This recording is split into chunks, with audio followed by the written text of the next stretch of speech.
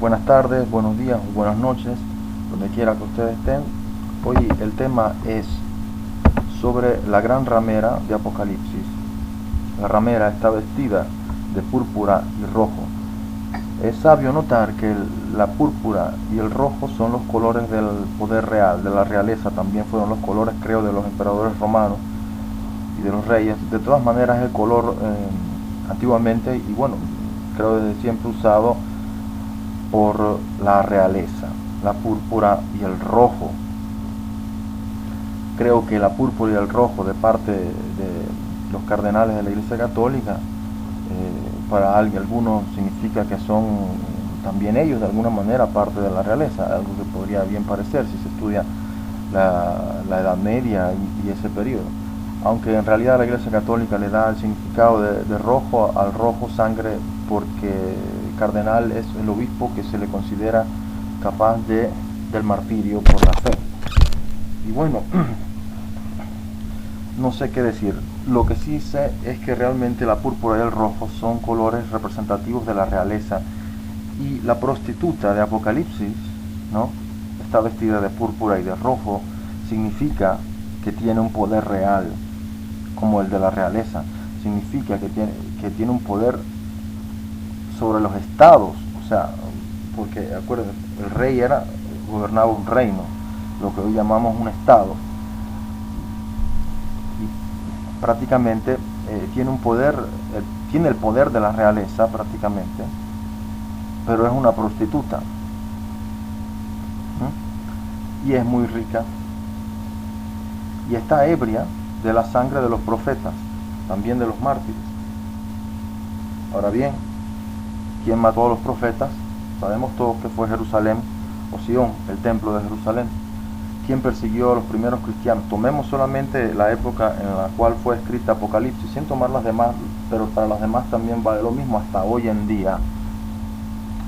Quisiera hacer una pequeña cita de Dante Alighieri, que decía en la Divina Comedia: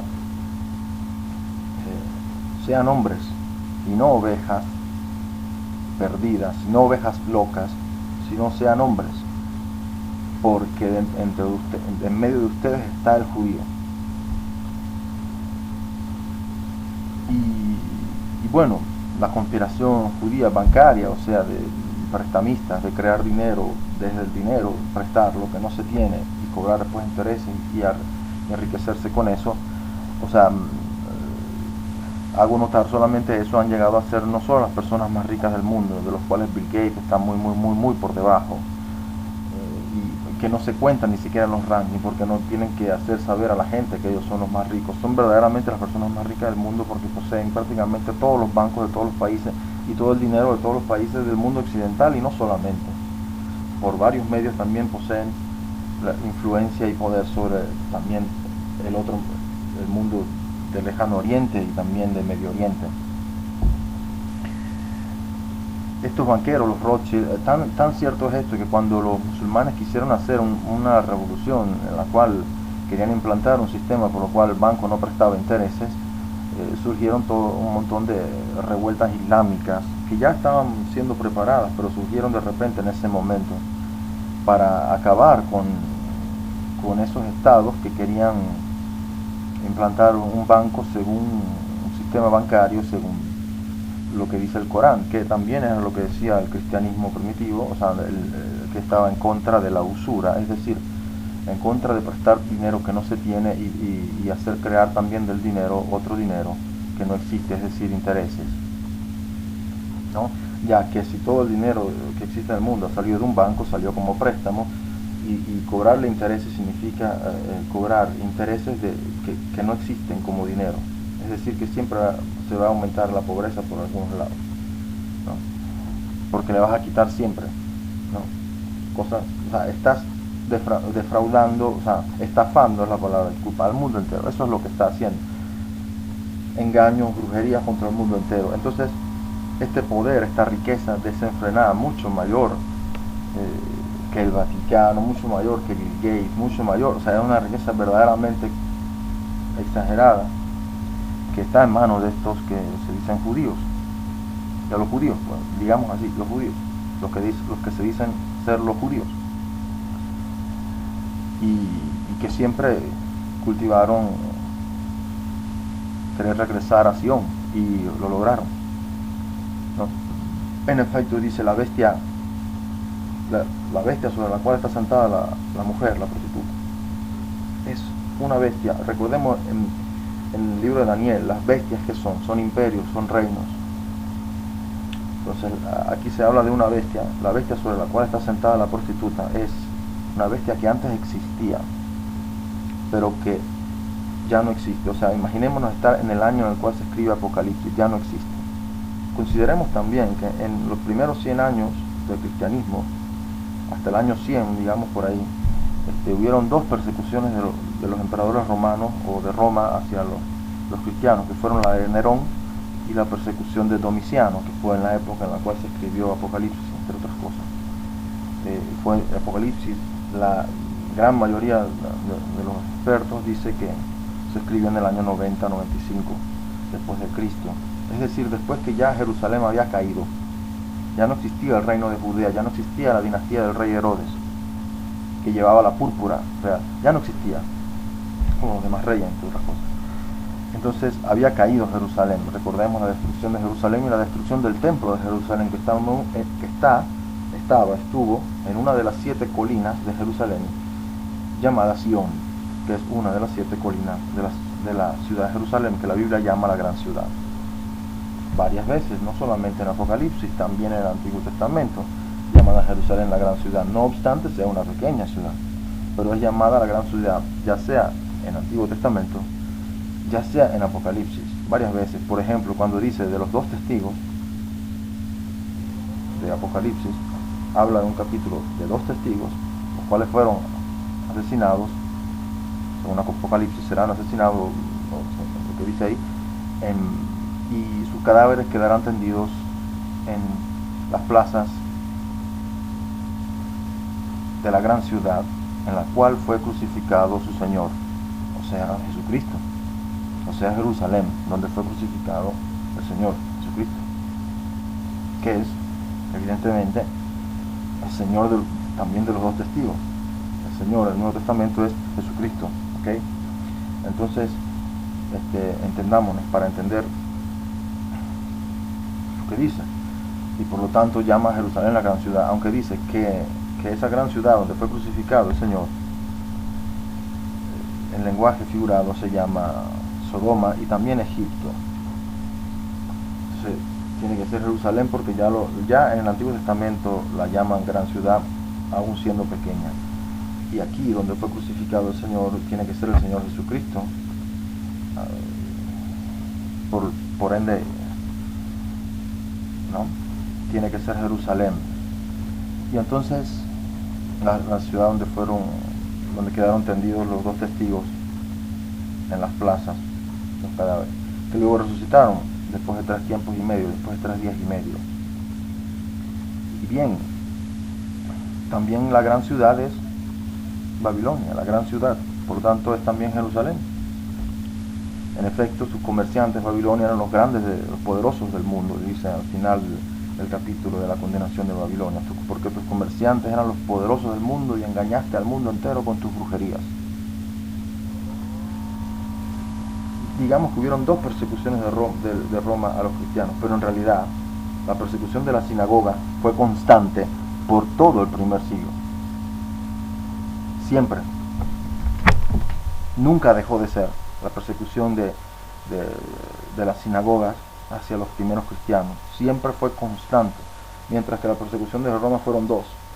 Claramente, también bajo influencia, por ejemplo, de las amantes y las esposas judías de Nerón, etc. De hecho, es lo que siempre se ha dicho. Y yo no en la época de San Juan, todos los cristianos sabían que las sinagogas los perseguían, así como habían perseguido a San Pablo, así como habían perseguido a los primeros cristianos, así también como mataron a Santiago, el primo de Jesucristo, apóstol, Santiago apóstol, y en Jerusalén. Y precisamente la primera bestia precisamente quiero decir que a lo largo de los siglos, siempre, quizás dicen se ha perseguido a los judíos, se les ha puesto en guetos, pero estas personas, no obstante fuesen perseguidas, eran personas riquísimas, comerciantes, y tenían tanta influencia que Carlomagno les permitió comerciar esclavos. El comercio de esclavos fue obra de judíos, o así decir, llamados judíos.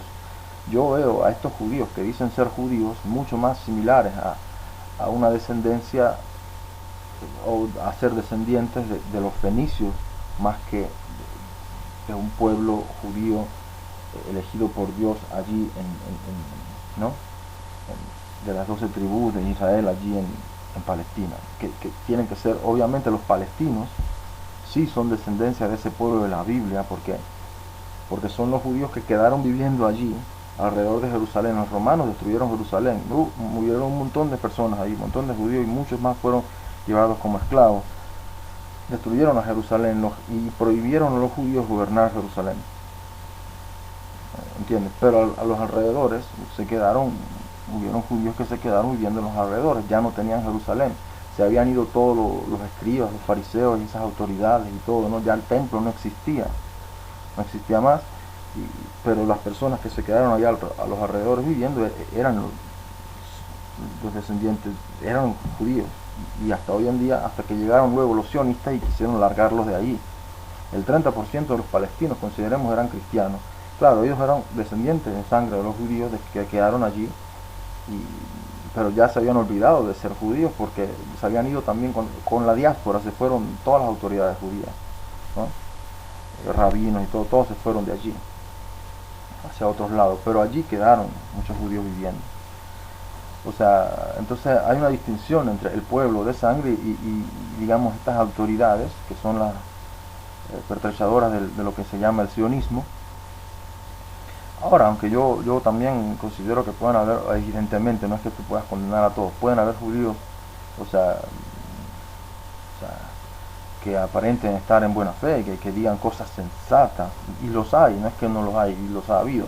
Ahora, también hay muchos judíos que ni siquiera son semitas, sino que son caucásicos de raza aria pura, porque muchos judíos han habido convertidos al judaísmo, y uno se pregunta, pero ¿cómo es posible?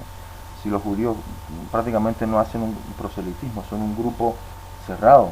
O sea, eso es una buena pregunta, pero de hecho es así. Muchísimos judíos son realmente de raza aria pura, caucásica, y al parecer estos judíos del este vienen del Cáucaso, no vienen de Palestina, y al parecer se convirtieron, pues, una gran masa de estos caucásicos se convirtieron al judaísmo. De alguna manera los rabinos subieron hasta allá arriba, hasta por allá por el Mar Caspio, Mar Negro, y al parecer los reyes de esos lugares los convirtieron a su población de ese lugar, que corresponde a la población de Gog y Magog, de Mesec y Tubal. En la Biblia corresponde a esas poblaciones entre el Mar Negro y el Mar Caspio, por allí, por donde hoy, también cerca de donde hoy es Crimea, ¿no? Los convirtieron en judíos, y bueno, al parecer luego emigraron de allí, porque acuérdense, después vinieron los rusos, porque eso tuvo que haber sido antes. Los rusos comienzan a existir desde el año 1000, más o menos, en el año 900 y algo, poco antes del año 1000, cuando fue el cisma de Oriente. El rey Vladimir convirtió al cristianismo, a la iglesia, al pueblo, a su pueblo. El primer rey de Rusia fue el rey Vladimir, que convirtió a los rusos en cristianos, y evidentemente ya esos que se habían convertido al judaísmo, que vivían por esos lugares, se habían como ido y se estaban yendo de ahí, o fueron sacados de allí, no sé. La cuestión es que se fueron de alguna manera de esos lugares, emigraron hacia Polonia y Alemania, y supuestamente esa sería la explicación, pues, de los judíos del este. Algunos dicen no, que los askenazis, que pues serían entonces los judíos del este, los askenazis serían, en realidad tienen un emparentamiento con algún ascendente semita. Yo no lo sé, no me voy a poner a saber esas cosas. Sé solamente que hay muchísimos judíos que son personas definitivamente de una raza aparte, pero que no parecen para nada medio orientales. Ahora, y que son un grupo elitista de banqueros. Y ahora, yo lo veo más como los fenicios, porque los fenicios eran una potencia marítima en la antigüedad, así como Babilonia es una potencia marítima. La Babilonia que se describe en Apocalipsis es una potencia marítima comercial. Y quisiera decir también la primera bestia entonces, que sería entonces Israel, y que luego volvió, el reino de Judea, Israel, que luego volvió a ser, primero fue el gran Israel en el pasado, con Salomón, cuando recibía 666 talentos de oro cada año. Así dice en el primer libro de Reyes, capítulo 10, versículo 14.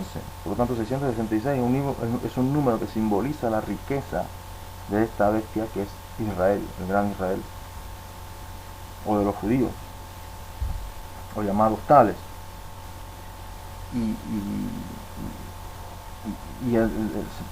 Precisamente en Apocalipsis dice 666 es un número humano, porque pertenece a este grupo humano. Ellos se llaman los judíos, o los judíos, como los quieras decir. Representa la riqueza del gran Israel, a la cual ellos no quieren renunciar y quieren llegar a lograr. Esto es la bestia. Y surgió, la bestia es del mar. La primera bestia de Apocalipsis, la bestia del mar, que tenía 7 cabezas como el dragón. Era muy parecida al dragón, solamente que el dragón tiene las coronas en las cabezas y la bestia tiene las coronas en los cuernos, los 10 cuernos, porque tiene 7 cabezas y 10 cuernos. También el dragón tiene 7 cabezas y 10 cuernos. Solo que la bestia es como el dragón, casi igual, solo que las coronas están en los cuernos y no en las cabezas. Quiere decir que la bestia depende de los cuernos, mientras el dragón depende de sí mismo, de las cabezas, ¿no? Ahora, los 10 cuernos, se podría decir que, yo no lo sé, no tengo idea, pero podrían ser 10 reyes, porque dice son 10 reyes que recibirán autoridad junto a la bestia como de reyes. Bueno, nosotros sabemos, por varias fuentes, que muchos presidentes de los Estados Unidos son descendientes de la realeza, y también que los Estados Unidos tienen un poder más que la realeza europea prácticamente, ¿no? Entonces, estos 10 reyes son 10 presidentes de Estados Unidos que han tomado el poder como de reyes, porque no son reyes, son presidentes, pero son reyes porque son descendientes de la realeza. Usted mire solamente la cara de Bush, de George Washington, de Jimmy Carter, de la reina de Inglaterra, se parecen mucho, y del rey Carlos, ¿no? Tienen sus parecidos, no se puede negar, ¿no? Pero bueno, esas son al parecer cosas que se han demostrado, pero yo no lo he hecho de persona, pero si usted busca podría encontrar esta información. Yo no puedo asegurarlo 100% que sea verdad, pero hay gente que sí lo hace, se debería investigar más. Lo que sí es cierto es que 10 presidentes han habido que han tomado el poder en Estados Unidos junto al Estado de Israel hasta hoy en día. Porque Kennedy no cuenta, así que Kennedy no lo contamos. Así que son 10 con George Bush Jr. Y Kennedy no lo contamos por una razón básica. Kennedy estaba actuando cosas que en realidad estaban en contra del poder del Estado de Israel y en contra del poder de los banqueros sobre Estados Unidos. Quería devolverle la propiedad de la moneda al Estado, Estados Unidos, porque si la moneda dice que es del Estado, de Estados Unidos, entonces tiene que ser propiedad del Estado. Den al Estado lo que es del Estado. No sé si os suena esto, ¿no? Es como Jesucristo decía, den al César lo que es del César. ¿Ok? Entonces, Kennedy quería hacer esto, pero evidentemente no le dejaron hacerlo, porque si todo el dinero sale de la Federal Reserve y también de los demás bancos y de la industria americana que se amplía hacia Europa también, ¿no? Depende de esta Federal Reserve prácticamente. Si tú quitas el poder a la Federal Reserve y se lo das al Estado, y se lo das a la democracia, transparencia, todo lo demás, evidentemente no puede, porque ¿qué son los servicios secretos? ¿De dónde sacan el dinero? Es dinero que se puede inventar, porque estos bancos pueden inventar dinero que les dé la gana, no tienen que declararlo. Si existe el secreto bancario, o sea, existen muchos secretos bancarios por lo cual no se pueden investigar más de 4 cosas. Los bancos podrían crear dinero y dárselo a gente de los servicios secretos tranquilamente y hacer cualquier cosa. y sobre todo decidir qué hacer, qué no hacer, y aparentar que lo que los deciden son la gente democráticamente elegida. Pero si los financieros son los que financian a los políticos van a hacer los intereses de los que los financiaron, no tanto de los que le dieron el voto. Los que le dieron el voto sí van a aparentar un cierto punto, decir que están haciendo sus intereses, pero en realidad no pueden no hacer los intereses de las personas que les dan el dinero, que son las personas que han puesto también a su alrededor todos los consejeros y también un aparato, sobre todo televisivo, que está en manos de este llamado pueblo, digamos los judíos, que en realidad a mí me parece más que un pueblo, me parece una conspiración elitista de servidores de Satanás, y que dominan todas las televisiones y toda la propaganda televisiva occidental, porque es propaganda, no información. No lo llamemos medio de información, porque verdaderamente me disgusta cuando escucho palabras que no corresponden a la verdad de las cosas. Estos son medios yo no diría ni siquiera, son medios de propaganda. Siendo un poder total en estos medios, periódicos, judíos, todos, y televisiones judías, todas en Occidente, Europa, Estados Unidos, el continente americano, etcétera, Al Jazeera también, todo esto es judío. Siendo en propiedad de judíos todos los medios de comunicación, directamente, indirectamente, y también periodistas, gremio de periodistas, etcétera, controlado, ANSA, de los Rothschild, etcétera, te pueden dar la impresión de que algo es verdadero. Simplemente esconden otras cosas, otras noticias, y te repiten una 1000 veces, y tú dices, lo dice todo el mundo, quiere decir que es verdad, porque tú crees en lo que es público, que alguien diría que si algo es mentira, no le dirían que es mentira. O sea, digo, si algo es mentira, le dirían, no, mira, es mentira. Pero si ellos controlan todo aquí, controlan todos los medios de comunicación en realidad del mundo, ¿quién les va a decir lo que es mentira lo que ellos dicen? ¿Me sigue? Si ellos controlan a los jueces, si ellos controlan a tantas cosas, y lo hacen. En efecto, el dragón le dio mucho poder, sobre todo a la lengua, nación, a la bestia, y adoraron al dragón porque le había dado poder a la bestia, adoraron a la bestia. Así dice en Apocalipsis. Esta primera bestia, la bestia del mar, surgió en medio de muchos, la bestia es un reino entonces, la bestia del mar surgió en medio de muchos pueblos, lenguas y naciones. También vemos, no, mentira, sí, verdad, porque es la bestia del mar. ¿Y por qué? Porque las aguas, disculpen, ahora sí, las aguas representan muchos pueblos, lenguas y naciones. ¿Ok? Entonces, agua, pueblos, lenguas y naciones. Sentada sobre las aguas también significa que está sentada sobre las costas, pero también significa que son muchos pueblos, lenguas y naciones. Y estar en medio de muchos pueblos, lenguas y naciones es donde surgió la primera bestia, porque surgió del mar. Fenicia podría ser, las aguas, pueblos, lenguas y naciones. El hecho es que Jerusalén está en medio del mundo, de muchos pueblos, lenguas y naciones de la antigüedad. Mientras en cambio Roma estaba más alejada del centro del mundo, que era el Medio Oriente en aquellos tiempos, ¿no? Y Egipto en medio de esa parte. Pero más que Roma, porque de la cual luego surgen reinos. Roma no era un reino, pero después de la cual, cuando caída Roma, surgen los reinos de la Edad Media y las realezas, etcétera.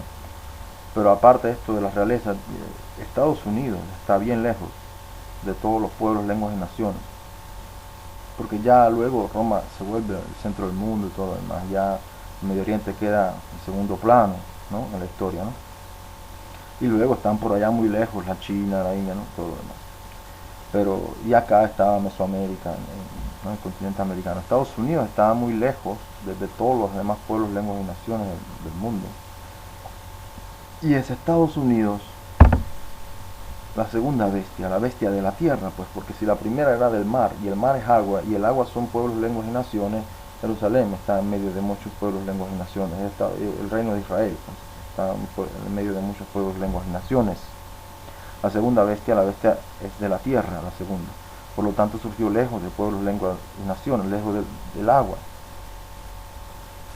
Entonces Estados Unidos es. Y hay otra cosa que define definitivamente, disculpen la redundancia, que, que definitivamente nos dice que es Estados Unidos la segunda bestia, porque es Estados Unidos quien crea y apoya una imagen viva de la primera bestia, a pesar de que esa primera bestia había sido herida mortalmente, es decir, el Estado de Israel, que ha sido apoyado por ingentes financiamientos siempre y constantemente y armamentos de parte de Estados Unidos y de sus aliados. Y recordemos una cosa, por si acaso alguien me dice que el Estado de Israel nació con el apoyo de Stalin, porque al inicio fue con el apoyo de Stalin de la URSS, Unión Soviética, y no con el apoyo directo de Inglaterra. Si alguien me dice esto, aparte del hecho que es innegable que es Estados Unidos la nación que ha seguido apoyando constantemente durante todos estos 60 años al Estado de Israel,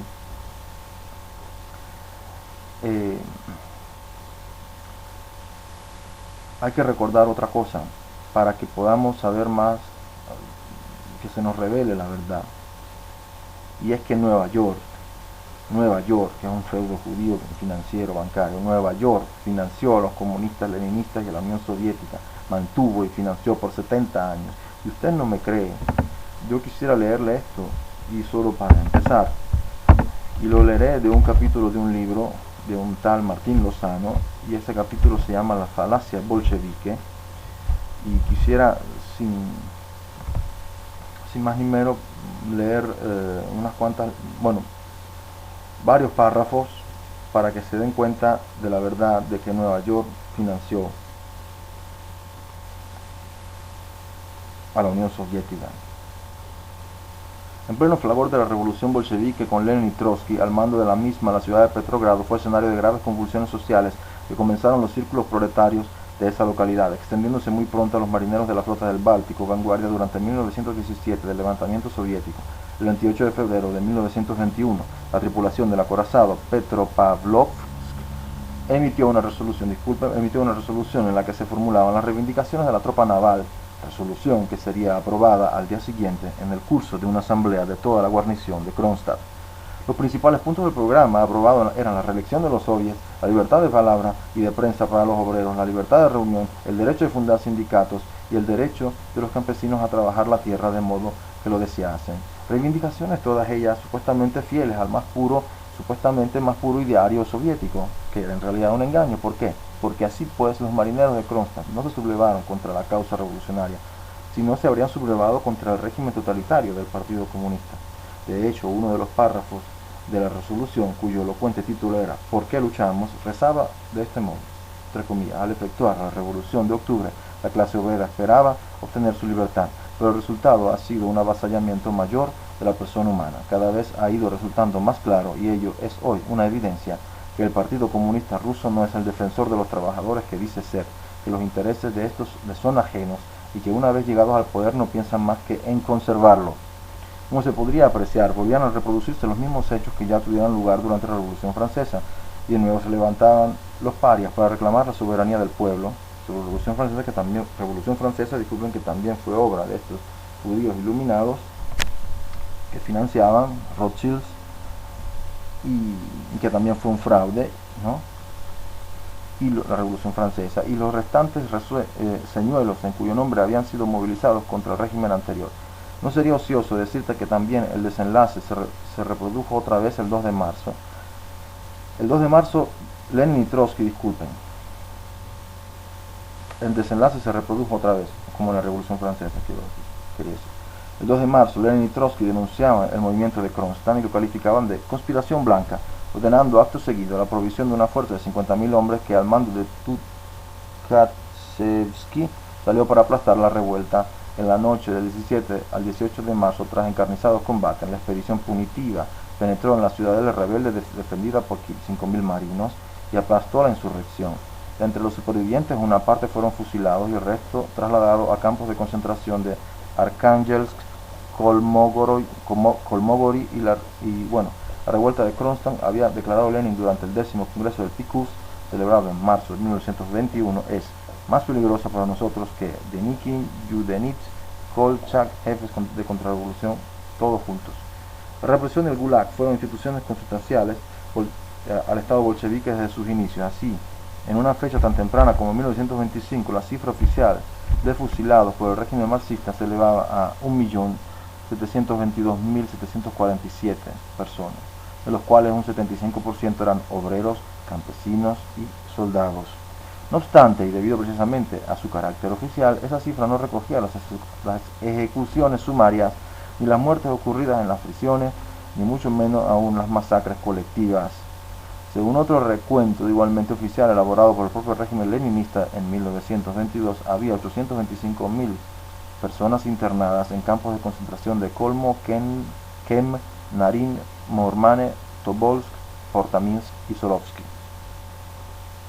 Al final de la época estalinista, el balance total y eran cristianos. Al final de la época estalinista, el balance total de víctimas, incluidas las ocasionadas por las hambrunas provocadas artificialmente, arrojaba una cifra que oscila, dependiendo de las estimaciones, entre los 35 y los 55 millones de muertos. Todos estos hechos, que incluso todavía hoy se pudren en el silencio, fueron denunciados desde muy pronto por los revolucionarios disidentes, si bien acusaciones alcanzaron un escaso eco en el ámbito occidental ideológicamente colonizado por la nutrida ralea de los pseudo-intelectuales acomodados de izquierdas, cuya labor se vería propiciada, cuando no auspicada claramente, por un sistema capitalista que empezaba ya a explotar la utilidad que en todos los órdenes habrían de reportar a los estereotipos progresistas, la ocultación y la manipulación sistemáticas de lo que realmente significó aquel evento ha sido de tal calibre que, pese a todo lo ocurrido, el mero hecho de proclamarse de izquierdas sigue valiendo todavía hoy como certificado de altruismo para un sinnúmero de fantoches, además de constituir el mejor procedimiento para convertir en éxito la más absoluta mediocridad. Por contra, los individuos íntegros que se atrevieron a eso ha sucedido, esto que hablamos en Europa, o como por ejemplo en Italia, en muchos países. Yo no digo que todas las izquierdas sean iguales, pero sí suceden estos estereotipos progresistas y sí es famoso el Che Guevara y todas estas cosas comunistas son vistos bien cuando han sido el régimen más asesino de la historia. Entonces te preguntas por qué, ¿no? En Occidente, ¿no?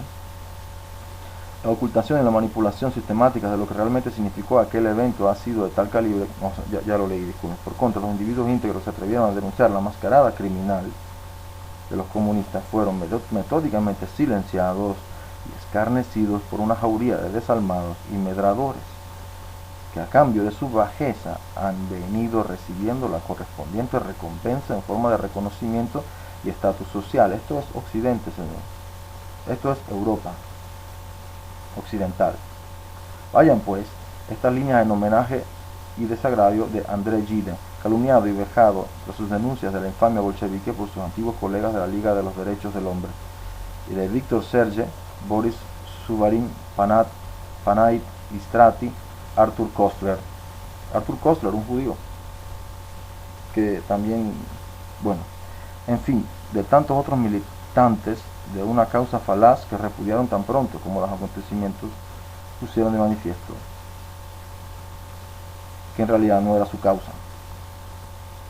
Hubo que esperar el desmoronamiento del bloque marxista comunista para que una playa de farsantes se dieran cuenta de evidencias clamorosas que hasta poco antes prefirieron ignorar, farsantes que ahora abominan de sus pasados planteamientos para basar con gran entusiasmo un nuevo credo progresista liberal. Los comunistas son progresistas liberales hoy en día. Esa fórmula definitiva en la que ya se amalgama felizmente la libertad de beneficio y los valores de izquierdas, ¿no? La ONU, etc. Aunque es lo cierto que tanto los conversos recientes como los devocionarios perennes del sistema capitalista que hoy denuncian con afectación los excesos es decir poco, del marxismo comunista deberían en realidad guardarle el reconocimiento público en cuanto capitalista, ya que la labor de disolución en todos los órdenes llevada a cabo por el materialismo marxista no ha hecho más que llenarle el terreno al capitalismo multinacional. Fue necesaria, por tanto, la dictadura jacobina, como lo sería después el totalitarismo comunista soviético, para que el sistema capitalista alcanzara el poderío de que disfruta en la actualidad. Todo lo dicho en el párrafo anterior enlaza directamente con la segunda gran mistificación apuntada en este libro, o sea, una falacia sostenida, como ya se señaló antes, por todas las facciones políticas del sistema, del sistema, disculpen, y en virtud de la cual, de esta falacia, pues se presentó el régimen comunista bolchevique como una amenaza mortífera para el capitalismo. Y esta es una patraña. Entre otros hechos, cosas que demuestran que es una patraña son las cuantiosas aportaciones realizadas por la alta finanza en pro del asentamiento y posterior desarrollo de su temible adversario, algunas de las cuales se citan a continuación. Ok, voy a citarlas. A esto es lo que veníamos en este capítulo para demostrarles que vino de Nueva York, vino de los judíos, banqueros sionistas o banqueros judíos internacionales, finanza internacional, capitalismo multinacionales. De ellos vinieron sumas y aportes para los comunistas y para que se siguiera estando en pie la Unión Soviética. Por si acaso alguien pensaba que el hecho que Stalin ayudara al inicio al Estado de Israel significaba que no era Estados Unidos, sino que Stalin fue siempre Estados Unidos. Tan cierto es que el dólar era la moneda mundial cuando estaba la Unión Soviética. La Unión Soviética vendía su petróleo en dólares. Y miren, el 2 de febrero de 1918, solo algunas, el rotativo Washington Post recogía una breve reseña en la que se consignaba $1.000.000 a los dirigentes bolcheviques por parte del banquero de la banca Morgan. Un año después, el Anuario Judío reproducía un informe fechado en Londres el 4 de abril de 1919, firmado por su corresponsal E.R. Fields, en el que se aportaban nuevas y más completas informaciones al respecto. Dicho informe reseñaba las aportaciones a la causa bolchevique del financiero judío norteamericano Jacob Schiff, patrón de la banca Kuhn & Loeb, junto con sus asociados y correligionarios Felix Warburg, Otto Kahn, Jerónimo Hanauer, Max Breitung y Zach Seligman. Correligionarios, es decir, judíos, banqueros supercapitalistas que apoyan al comunismo, que son los que financian el comunismo, la causa comunista. Con todo aquel documento, eso no refleja nada, ni siquiera un 10% el completo alcance de la red financiera que colaboró en el sostenimiento económico del régimen leninista comunista, ya que junto a la banca Kuhn & Loeb, que figuraba a la cabeza de la causa, operaron también varias entidades bancarias adscritas a la American International Corporation. Chase National Bank de Rockefeller aportaba a la causa comunista, National City Bank aportaba a la causa comunista, JP Morgan Equitable Building aportaba a la causa comunista, Bankers Club, entre otras, aportaron a la causa comunista, así como diversas corporaciones comerciales que aportaron a la causa comunista y al régimen dictatorial comunista, la Guggenheim Exploration, General Electric, Sinclair Gulf, Stone & Webster, entre muchas otras, aportaron mucho a la causa comunista leninista y al régimen dictatorial comunista. Los fondos económicos enviados a Lenin y a Trotsky recorrían un largo circuito bancario hasta llegar a su destino final. Por lo regular, las aportaciones financieras eran canalizadas hasta territorio europeo por Jacob Schiff, a través del establecimiento que la banca Warburg poseía en Hamburgo. En efecto, el Tratado de Versalles, entre otras cosas paréntesis, fue firmado por un tío Schiff y un sobrino Schiff de la misma banca, elite de banqueros, los poderosos del mundo, los comerciantes poderosos del mundo, porque tus comerciantes Babilonia eran los poderosos del mundo, dice, ¿no?, en Apocalipsis. Así pues, hecho esta pequeña paréntesis, fondos a Lenin y a Trotsky, a los trotskistas, pues, y a leninistas, comunistas, recorrían un largo circuito bancario hasta llegar a su destino.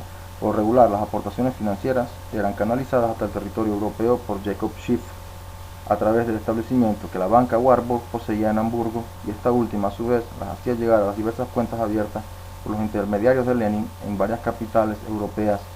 Y fueron los que inventaron los bancos, ellos saben cómo manejarlo. Los principales centros de aprovisionamiento fueron Copenhague, donde actuaba como corresponsal, recaudador de fondos para los comunistas, un estrecho colaborador de Lenin, llamado Israel Gelfand, más conocido como Barbus, y en Estocolmo, ciudad en la que operaba otro fiel auxiliar de Lenin y Trotsky. Es decir, estos son los principales centros de aprovisionamiento de dinero occidental, de los capitalistas occidentales, para Lenin y los comunistas.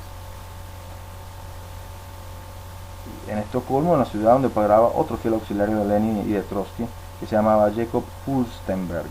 aunque conocido en la nomenclatura comunista bolchevica como Haneki. Este era el colaborador de Lenin al cual le llegaban los fondos de los capitalistas, que eran correligionarios también de Lenin y de Trotsky. Ya hemos dicho de cuál religión. En la capital sueca, la entidad bancaria receptora de los fondos destinados al gobierno soviético era NYE Bank, NYE Bank, dirigido por el financiero judío ruso Vladimir Olaf Ashberg, quien a la muerte de Jacob Schiff, acaecida en 1920, pasaría a desempeñar un papel similar al desarrollado por Jacob Schiff. En 1921, Ashberg fundó la Banca Comercial Rusa, establecimiento a través del cual se gestionaron entre las dos guerras mundiales buena parte de empréstitos concedidos por la alta finanza internacional que domina el comercio marítimo a la Rusia soviética comunista. A todo esto deben añadirse las declaraciones públicas de simpatía y ofrecimientos de ayuda económica manifestados desde muy pronto al régimen soviético comunista por parte de los dirigentes más destacados del área capitalista, por así decir, el premier británico Lloyd George y el presidente estadounidense Woodrow Wilson. Manifestaron pues ofrecimientos de ayuda económica y simpatía al régimen comunista soviético, ya desde muy temprano. Se habla de los tiempos de Woodrow Wilson y de Lloyd George, y estas dos personas apreciaron pues el régimen soviético. Otro personaje que desempeñó un relevante papel en este asunto fue el financiero judío norteamericano Bernard Baruch, quien ya durante el mandato presidencial de Woodrow Wilson había sugerido a este el sexto punto de la declaración de apoyo a la Rusia soviética comunista, aunque fue en los años de la administración Roosevelt cuando el peso y la influencia de Baruch alcanzaron su apogeo, considerado unánimemente como la eminencia gris de la Casa Blanca. Así describía el periódico American Hebrew, el 1 de diciembre de 1933, la posición de este banquero judío en los círculos políticos. Cuando el presidente de los Estados Unidos sale de vacaciones, Bernard Baruch es oficialmente designado presidente suplente. Una vez concluida la Segunda Guerra Mundial, Baruch ocupó la primera presidencia de la Comisión de Energía Atómica, si bien su labor más significativa habría de desarrollarse en el marco de las negociaciones tripartitas mantenidas por los vencedores de la Gran Guerra. Durante la Conferencia de Londres de 1945, reservada a los ministros de Exteriores de las potencias vencedoras, Bernard Baruch se trasladó a la capital británica dispuesto a intervenir, y cosa que hizo en efecto, cuestionado por el periodista Victor Lasky sobre las razones de su presencia en dicha reunión, la presencia de Baruch en dicha reunión, el financiero respondió: he venido a amenazar a los muchachos grandes con el palo grande para asegurarme de que no estropeen la paz. Una paz que, entre otras cosas, incluía la entrega de media Europa al totalitarismo comunista soviético. Después de la Segunda Guerra Mundial y hasta el momento mismo del colapso del régimen comunista, los contactos económicos y comerciales no dejaron de multiplicarse, bien directamente ya a través de organismos creados al efecto. Fueron varios los trusts económicos del área capitalista que mantuvieron una relación fluida con la URSS, cuya economía llegó a depender en no pocos aspectos de los empréstitos y aprovisionamientos procedentes del bloque capitalista occidental. Durante todo este tiempo, el suministro de cereales, especialmente trigo, y también de todo tipo de equipamientos industriales, de sistemas electrónicos, de productos petroquímicos y de abonos y etcétera, fue vital para la supervivencia económica de la misma Unión Soviética entera, al tiempo que proporcionó también sustanciosos beneficios a sus proveedores occidentales. Ver el comercio, dividir y vencer, porque si no dividías este y oeste, Europa Occidental no se hubiera unido a Europa Oriental y hubiera sido un bloque independiente de Estados Unidos y del comercio marítimo. ¿Entienden? Porque ahora no está clarito, ¿eh? Bestia del mar, potencia marítima. Entre los personajes que se distinguieron las labores de mediación y ayuda al bloque marxista comunista destacan los nombres del magnate Edgar Bronfman, presidente del Congreso Judío Mundial, y también de su correligionario Armand Hammer, que era un judío que murió en 1991, propietario de acciones de la Gosbank, Banca Central de la Unión Soviética. O sea, y eso es verdad. Otro poderoso financiero, Armand Hammer, cuyos contactos con la URSS se desarrollaron a través de la American Trading Organization, un consorcio comercial controlado por él mismo. No menos digna de mención es la figura del multimillonario estadounidense Cyrus Eaton, que en estrecha colaboración con el clan de los Rockefeller puso en marcha una sociedad comercial dedicada específicamente a los países del este. Dicho consorcio está formado por la International Basic Economy Corporation, dirigida por Nelson Rockefeller, y la Tower International Inc., encabezada por Cyrus Eaton Jr. La asociación de ambas entidades era descrita el 16 de enero de 1967 por el New York Times, diario del establishment, en estos términos: el esfuerzo mancomunado de la International Basic Economy y la Tower International puede verse como una combinación de las habilidades inversoras y de los recursos de los Rockefeller, con el privilegio de que goza la Tower dentro del oficialismo comunista, como resultado de los contactos que a lo largo de los últimos 15 años ha venido cultivando Cyrus Eaton Sr., recibido siempre como un VIP en los países comunistas. Por otro lado, Cyrus Eaton fue el promotor y organizador de la conferencia de Pugwash, con la que se iniciaron los contactos periódicos entre las esferas científicas de ambos bloques. Otros organismos que destacaron en estas mismas labores fueron el US-URSS Trade and Economic Council, USTECO, y la American Committee on East-West Accord, ASEWA. Por tanto, eso de que de guerra fría, yo diría de paz fría, o diría de paz comercial, más bien. Esta última, la ASEWA, American Committee on East-West Accord, era una entidad adscrita a los círculos de la Comisión Trilateral Commission. Recordemos que es la Comisión Trilateral, creada por iniciativa de varios miembros del poderoso Council on Foreign Relations, CFR. La Comisión Trilateral pues fue creada por miembros del Council on Foreign Relations, Consejo de Relaciones Exteriores, que más allá del título que tiene, pareciera un organismo del Estado de Estados Unidos. En realidad es un organismo creado por lobistas multimillonarios ligados al clan Rockefeller, el Council of Foreign Relations. Y personas, miembros pues del poderoso Council of Foreign Relations, que era un consejo para el presidente, crearon la Comisión Trilateral. El Council of Foreign Relations tenía importancia en todo lo que es el capitalismo, pero por lo que se refiere al ámbito europeo, merece destacar el papel desempeñado en ese sentido de ayuda a los comunistas por la firma multinacional Royal Dutch, dependiente del grupo judío británico Lazard, así como el de los dos principales empresarios de Italia, Giovanni Agnelli, patrón de la Fiat y figura destacada también de la Comisión Trilateral, y también de Carlo de Benedetti, miembro prominente de la comunidad israelita de aquel país y actualmente todavía financiador de toda la izquierda italiana, junto con Franco Bernabé, y ambos, de Benedetti y Franco Bernabé, trabajan en la banca Rothschild. A mayor abundamiento, las cumbres periódicas convocadas por la Comisión Trilateral, que es una especie de conclave de grandes multinacionales, contaron desde el principio con la presencia de un delegado soviético, y a esto podría añadirse, entre otras anécdotas, la consideración de nación más favorecida otorgada por la administración norteamericana desde el comienzo de los años 70 a la Unión Soviética. Cabría significar por último el hecho de que los inicios de la celebrada perestroika también se vieron precedidos por una reunión de alto nivel mantenida en Moscú entre una delegación del Comité Ejecutivo de la Comisión Trilateral con David Rockefeller a la cabeza de la mesa y los principales dirigentes soviéticos Gorbachev, Yakovlev, Dobrynin, Arbatov, Primakov. Por supuesto, se trató de una simple coincidencia que después de esa reunión comenzara la propaganda de la perestroika. En breve recorrido, esto es un brevísimo recorrido porque esto es solamente una mención, porque hay muchas más páginas y detalles que habría que manifestar y hacer público, y que son públicos en realidad. Lo que pasa es que son discretos, no es que son top secret, son top discret. Siempre se supo, pero todos los periodistas nunca lo dijeron porque es discret. ¿Entienden la diferencia entre secret y discret, discreto y secreto?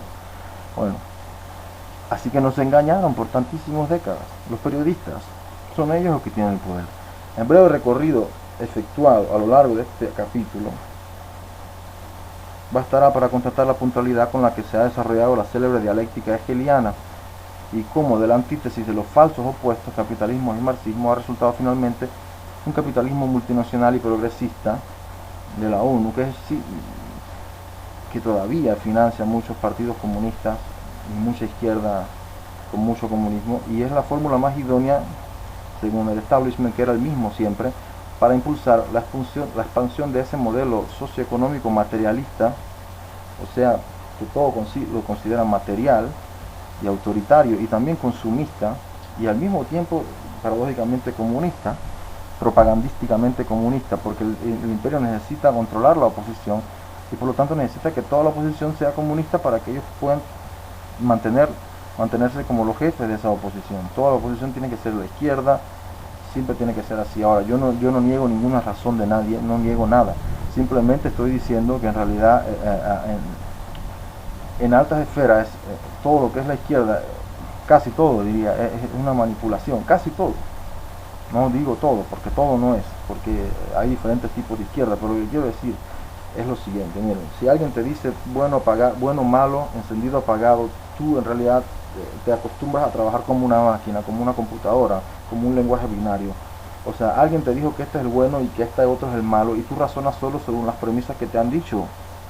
Tú no razonas por ti mismo. Tú estás siguiendo como una máquina los inputs que te han dado, pero ¿quién te dice que las premisas que te dijeron no eran en realidad así válidas y absolutas como te lo han dicho? O sea, yo pienso que la libertad no consiste en elegir entre buenos y malos, entre blanco y negro, o entre encendido y apagado, como lo quieras ver. Yo pienso que la libertad significa sustraerse precisamente de ese control, que es dualista, como la P2, propaganda dualista, ¿entienden? Eso es lo que estamos hablando. Entonces, cuando hablamos de la bestia, Israel, y por lo tanto, la bestia marítima comercial, internacional, ¿no? Porque tus comerciantes Babilonia eran los poderosos del mundo, dice. Hablamos de esto, no solo hablamos del pequeño Estado de Israel, que quiere expandirse a Irak, a Siria, a Egipto, como lo ha declarado oficialmente el mismo Estado de Israel, para volverse independiente de Estados Unidos. Ya hoy en día el Estado Islámico de al-Baghdadi le vende, que ha cometido tantas atrocidades, lo saben, tantas persecuciones contra cristianos y tantas matanzas horribles. La única cosa que se le puede comparar son las matanzas que hace Israel a los palestinos. Mire, el Estado Islámico le está vendiendo a mitad de precio el petróleo iraquí a Israel. O sea, entonces la pregunta es cui bono, pregunta famosa de los romanos, ¿quién es el beneficiario? ¿Quién es el que se beneficia? Siempre hay que hacerse esa pregunta. Entonces, cuando te das cuenta, ¿no? Entonces te das cuenta realmente quién es el pertrechador de ese Estado Islámico y que le está abriendo la cancha, allanando el terreno al Eretz Israel, al proyecto de expansión israelita que comprende toda la media luna fértil, que comprende los territorios de la Gran Babilonia, del Imperio Babilonés, en su máxima expansión, en los mejores tiempos de Babilonia. Entonces sí, y quieren hacer que Jerusalén sea la capital. Y por lo tanto, la Biblia nos dice la verdad, pero no tanto como usted crea, porque usted dice Israel, Israel, Israel, pero Israel, ¿quién son Israel hoy en día? Son Gog y Magog, son los fenicios, son Babilonia, y usted lo está apoyando. La Biblia también llama a Israel prostituta, la llama a Jerusalén, la llama prostituta, también en el Antiguo Testamento, también le dice que es peor que Sodoma en Ezequiel. ¿Y por qué entonces te extrañas? Y así mismo le dice el ángel a San Juan, ¿por qué te extrañas? ¿De qué te asombras? Y con esto pues he terminado. Mire, la Iglesia Católica no es la Gran Babilonia, la Iglesia Católica es otra cosa, es otra cosa. No digan que Babilonia cambió las fiestas, porque la Iglesia Católica, diciendo que sea Babilonia, que no es cierto, la Iglesia Católica no cambió las fiestas, la Iglesia Católica es otra cosa. El cristianismo nace de Cristo, no es solamente la persecución la prosecución del pueblo judío verdadero que está en Cristo, sino también la conversión de muchos pueblos del mundo y en efecto al final de Apocalipsis dice, ya no dice al final del Apocalipsis, y ellos serán mi pueblo y yo seré su Dios, no, dice, y ellos serán mis pueblos y yo seré su Dios. Así dice al final del Apocalipsis. Si usted lo lee, si usted al libro de Apocalipsis, usted lo encontrará. Y lo que quiero decir es que la Iglesia Católica es la conversión a Dios para todos los pueblos, no solamente para el pueblo judío, pero evidentemente los primeros cristianos apóstoles venían del pueblo judío, Jesucristo también. Pero también Jesucristo llamó a los judíos que lo atacaban, los llamó hijos del diablo. Ustedes dicen, nosotros somos hijos de Abraham, y Jesucristo le responde, ustedes son hijos del diablo, y el diablo ha sido homicida desde el principio, así como el Estado de Israel desde su inicio en 1948 fue homicida. Inició el día que se proclamó el Estado de Israel, mataron a 10.000 palestinos, sacaron a millones de gente. Si vienen unos emigrantes a tu casa, yo quiero saber esto, te voy a preguntar esto, tú que me escuchas. Si llegan unos emigrantes a otro país a tu casa, vienen de otro país, no son del lugar, te quitan la casa, te la roban, matan a dos de tus familiares que vivían en tu casa y te sacan de tu casa a patadas, y la policía dice, no, déjalo, son emigrantes. ¿Cómo te sentirías? ¿Qué es lo que opinarías de eso? Dímelo, porque eso es lo que hicieron los israelíes con los palestinos. Desde el principio. Y es mentira que Israel se defendía solamente, no, absolutamente falso. Israel fue desde el principio lleno de armas, a matar gente, a sacarlos ahí a patadas, y también tenían más conocimientos que los pobres palestinos, que eran gente simple y campesinos. Pero los estafaron, los largaron también a patadas a la fuerza, no solo por estafa, también por la fuerza, y lo cual siguen haciendo. Vino solamente hace unas 2 semanas, una semana de matanzas de artillería pesada contra la población civil palestina, y ahora les robaron un montón de acres de tierra, y el mismo John Kerry, secretario de Estado, se quejó con Israel por eso. Dice, ustedes, después de haber hecho esta matanza, le han robado un montón de tierra, o sea que toda esta operación de que mataron a 3 jóvenes israelíes y después ustedes han respondido con una desmesuradamente, horriblemente, y al final el resultado ¿cuál fue el beneficio? Se han robado otras tierras más de Palestina. Entonces esta bestialidad, es el caso de decirlo, realmente, o sea, con la manera actual, sin justificar los medios y otras bestialidades satánicas, porque son acusadoras siempre, estos son los terroristas, ellos crearon Hamas, ellos, Israel, fueron los pertrechadores y creadores de Hamas, lo dice el periódico Haaretz israelí, lo dice Ron Paul, el senador estadounidense, no lo digo yo, lo dicen otras fuentes que te lo explican con más detalles también, cómo Israel fue el pertrechador, financiador y promovedor de Hezbollah y de Hamas, y es muy probable que también Hamas estén infiltrados por elementos de la inteligencia israelí.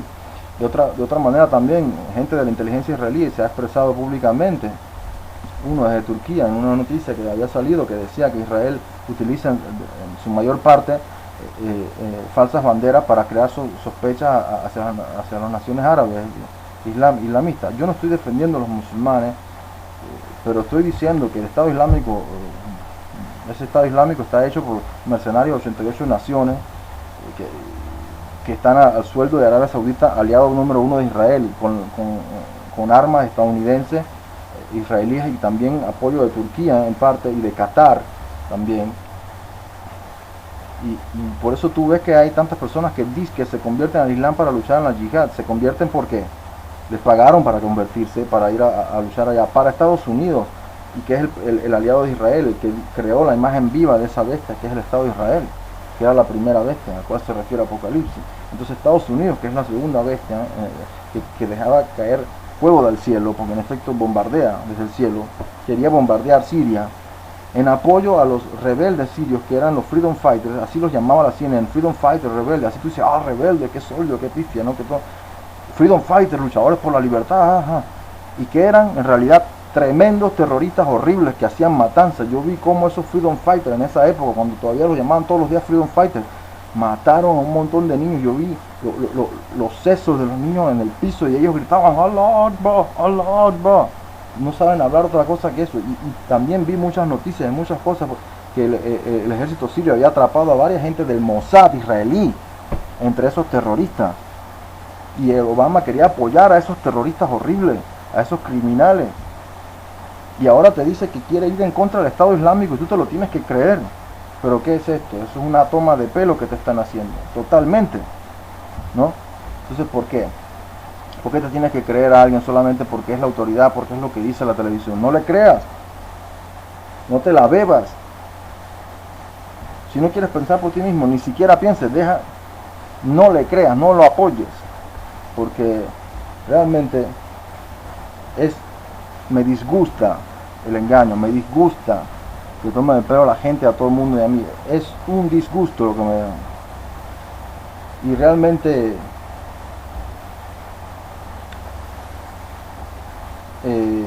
todo esto sirve también como testimonio a favor de Jesucristo y a favor de que la Biblia dice la verdad, realmente la dice, no dice lo que piensan, que la utilizan como propaganda sionista la Biblia. No es eso, la Biblia dice la verdad realmente. La Biblia no apoya a los asesinos y a los ladrones, porque Israel son unos asesinos y unos ladrones, y unos engañadores, y unos estafadores del mundo entero, con sus bancos y sus sistemas. La Biblia no lo apoya eso. Por si acaso tenías algunas dudas, la Biblia no lo apoya, porque está claro al final la condenación de esa Babilonia que mató a los profetas, que estaba ebria de la sangre de los profetas. Y para hacer un testimonio en el cual se ponga en riesgo la vida, testimonio de la verdad de Jesucristo, en el cual se ponga en riesgo la vida, necesitas primero saber la verdad para luego testimoniarla y decirla, y por lo tanto saberla de la manera más seria posible y real y verdadera, porque hay que ser serio, o sea, delante de Dios, o sea, porque delante de Dios, yo digo delante de la conciencia, ¿no? Hay que ser serios.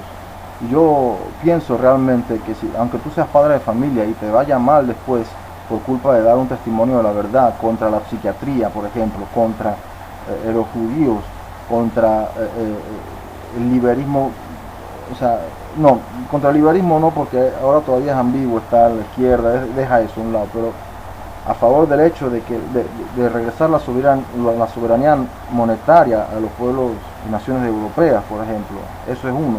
Contra la psiquiatría, que es un grandísimo engaño, y hay que documentarse bien, o hay que saberlo, ya porque hay gente que lo sabe muy bien, pero si no lo sabes lo que es la psiquiatría, búscate un documental como Psiquiatría, Industria de Muerte, y de ahí búscate muchos más, para que vayas sabiendo lo que es realmente, y lo juro por mí mismo que eso es lo que dicen esos documentales que he mencionado, Psiquiatría, una industria de muerte, es cierto.